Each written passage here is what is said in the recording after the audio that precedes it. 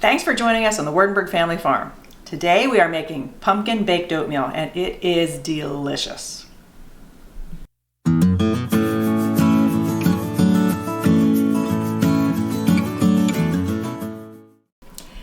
Well, in our video about making honey, I actually showed in the end I was putting honey on my pumpkin baked oatmeal. Well, I had quite a few people ask for the recipe. So, today's your lucky day. This is one of the best baked oatmeals I think I've ever had. And I'm actually using pumpkin that we grew in the garden. I just freeze it in like 15-ounce packages, flat in the freezer. I can have lots of them down there. And when it's time to use them, thaw it out and you're ready to go. So, the ingredients in this oatmeal, let me get to the recipe. You start with oats, which I don't like using plain oatmeal.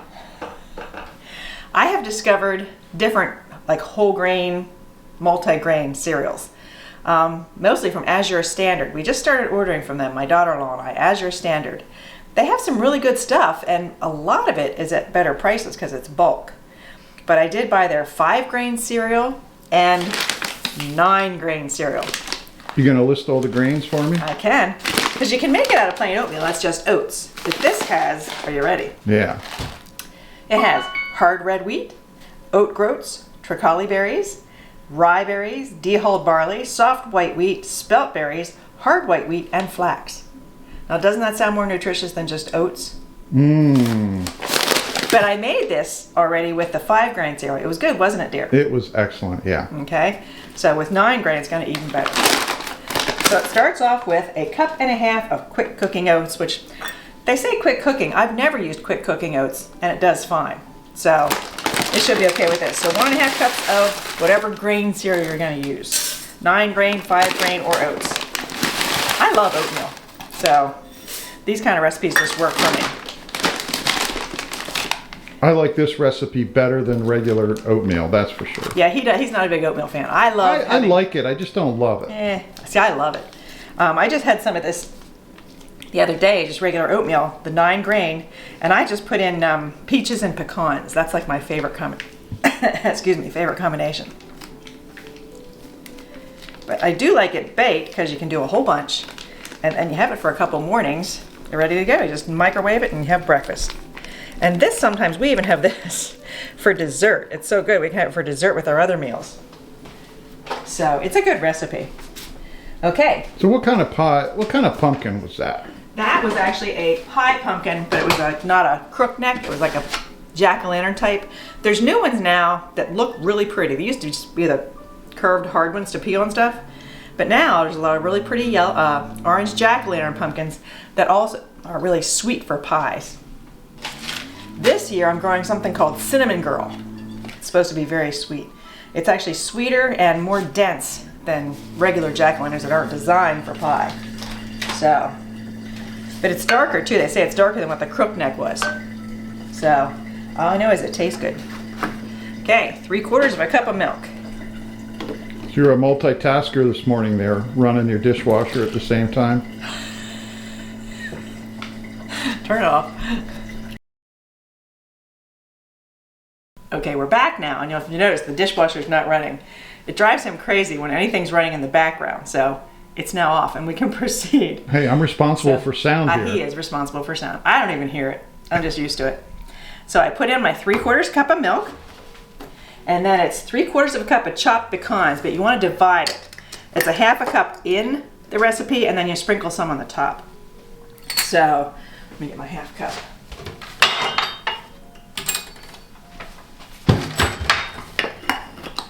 So I'll put a 1/2 cup in the recipe and then more on top. And then next is 1/4 cup brown sugar. 1/4 cup, it calls for granulated sugar. I used cane sugar. So 1/4 cup of each of those. And I bet you could substitute honey in some way. I haven't tried that yet. I'll have to try that maybe next time. 1/4 cup of cane sugar.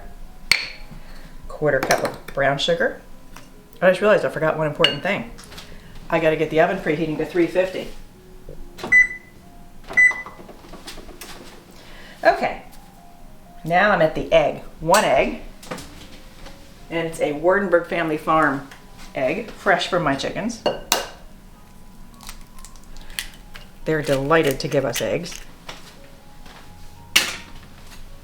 And 1 teaspoon vanilla extract. I usually make my own vanilla, but the last batch I made hasn't quite strong enough yet, so I had to buy some. Vanilla is very easy to make if you haven't ever made it. It's usually just some type of alcohol, often vodka or rum, and then vanilla beans like scraped up and put in there, let it seep in the alcohol. Let's see. Oh, 1.5 teaspoons of pumpkin pie spice, which if you don't want to go out and buy pumpkin pie spice, it's easy just to make. It's cinnamon, cloves, allspice, nutmeg, and there's a 5th one, I can't remember what it is. But just look up a recipe online for pumpkin pie spice, and you can probably have all the other spices already. So I made this, so it's ready to go. And I need 1.5 teaspoons.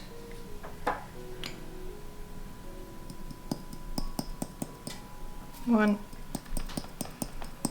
and roughly a half. And then 1/2 teaspoon of salt. Right now I have pink Himalayan sea salt. So we're measuring today, huh? Somewhat. A little bit anyway. I don't always measure. Sometimes I just pour it out in my hand. It looks like that. Figure I'll be accurate for you guys this time. And then 1 teaspoon of baking powder. And I will put the recipe down below in the description so you have it. And then it's just a matter of mixing it all up. Nice and goopy. Whenever I hear that baking powder, reminds me in high school I took a bachelor living course. I didn't think I'd ever get somebody to marry me. And we made a cake. And I messed up putting either baking soda or baking powder in, the wrong one. And the cake expanded so much that it just about filled the oven. And then the bell rang. We left. And then the girls in the next class had to clean it out. Oh, I bet they loved you for that. Yeah, that helped. That didn't help my dating. It probably didn't. Well, I didn't marry you for your cooking ability. So. Okay, good. Other things. Wonderful, charming personality. All right, I'm going to spray the pan with some olive oil spray so it doesn't stick. What kind of pan you using? I love my cobalt blue Corningware. Huh. I'm into blue, can you tell? Yellow kitchen with all kinds of blue accents. It just tastes better when it's in a bright blue thing, don't you think? Yeah.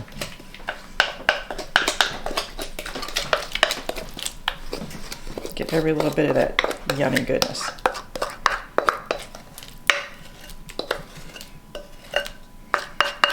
I said in the last video that I was getting in the mood to make this.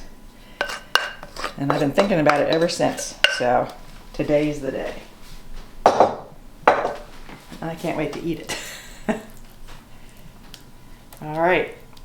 And now I'll sprinkle a few more pecans right on the top. And I bet you could substitute any other nuts you wanted. It calls for pecans, and I happen to really like pecans, so perfect. Look good? Let's look close here. Are they evenly distributed? Good enough. If you want to move them, you can. No, that's perfect. So now I just wait for the oven to preheat and throw it in the oven. And you bake it for, I forget how long. Are we going to eat this morning? We're going to eat this morning, yes. Are you kidding? 25 to 30 minutes. So I'm hungry now. I might have to eat a snack till it's done. So we'll see after it's all baked.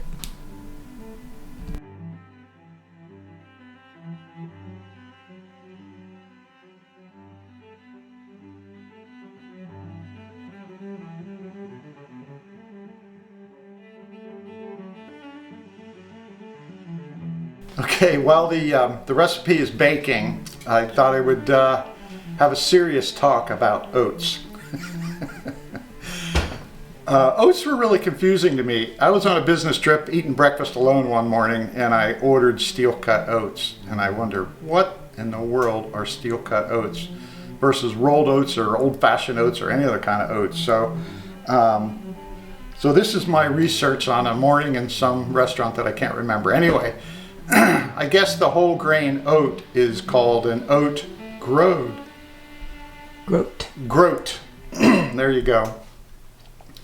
And then steel cut oats are basically when they cut it into halves, thirds, but it's chunks. So it's the least digestible, which is good, and it is the least processed. So sounds all good to me. I get that. I don't know why they have to have steel in there, but they're chopped or cut oats.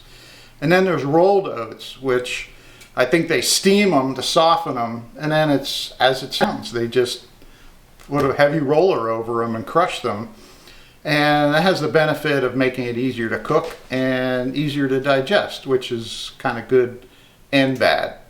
And then I guess the instant oat, the ones that are crushed and processed the most, other than if they grind it up into like a flour.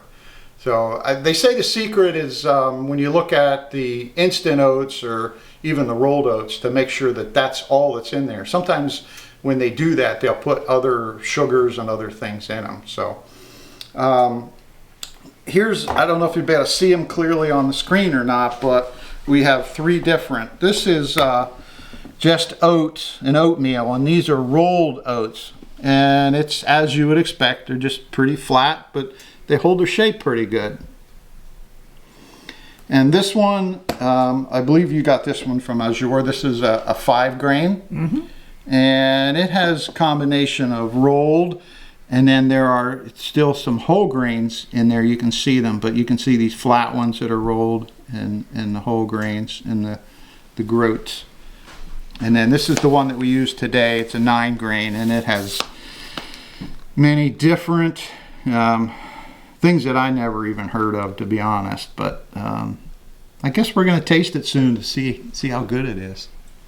I'm thinking it is going to be delicious. If it's as good as the stuff we had the last time, we actually were eating it for dessert. We would put honey on it, or we'd have it for our late evening snack. So looking forward to it. It's for any time of the day, huh? Absolutely.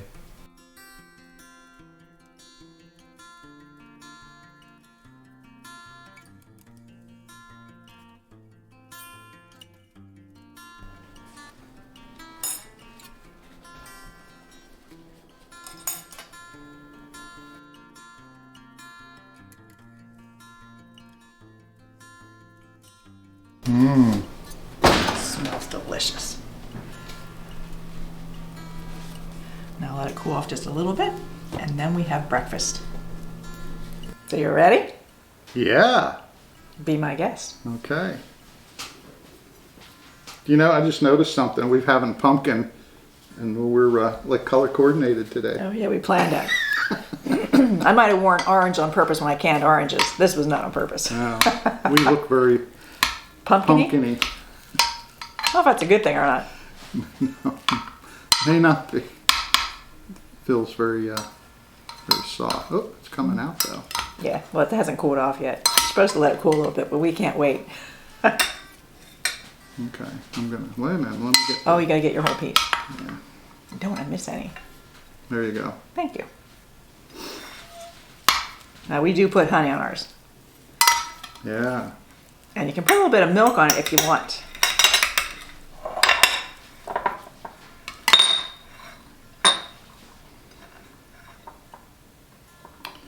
You know, the bees are really going at it right now. It's spring. I know. They're flying like crazy. There's a lot for them to do out there. Mm-hmm. All those dandelion. Oh, yeah. Well, dandelion are good for everybody. Yeah. We'll be doing a video later about dandelion jelly. It's actually really good. First time I made it, you were like, it was good. You're always kind of hesitant on new things. But then after you taste it, you realize, Yeah. this is pretty good. I should just listen to you more. Yeah, you should. When I first said pumpkin baked oatmeal, you're like, okay. But now you like it. I do. All right, here we go. Ready? Yep. How hot is it? It's not too hot. But it's outstanding. That's the best. That's so good I don't even classify it as oatmeal. That's a compliment. And you can't tell it's not just plain oatmeal. No. The texture's fine using the 9-grain stuff.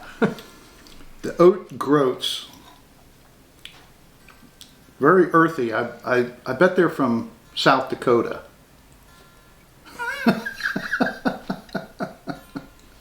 Just kidding. Yeah. They grow oats a lot all through the West and Central Plains. His sense of humor. I'd rather just eat oat groats. Oat groat, my new favorite word. I'll be hearing it all day long. That is outstanding. I'll probably be eating more of this today, probably before I go to bed. Well, we might even have some for dessert after dinner. Yeah, seriously, you need to try this. Because it has the flavor of pumpkin pie, Yeah, but the nutrition of the oats and the nuts and all the other stuff. yeah. So I think you should try it. I highly recommend it. So, well, thanks for joining us as we made pumpkin baked oatmeal, and we'll see you in the next video. Bye-bye. Bye-bye.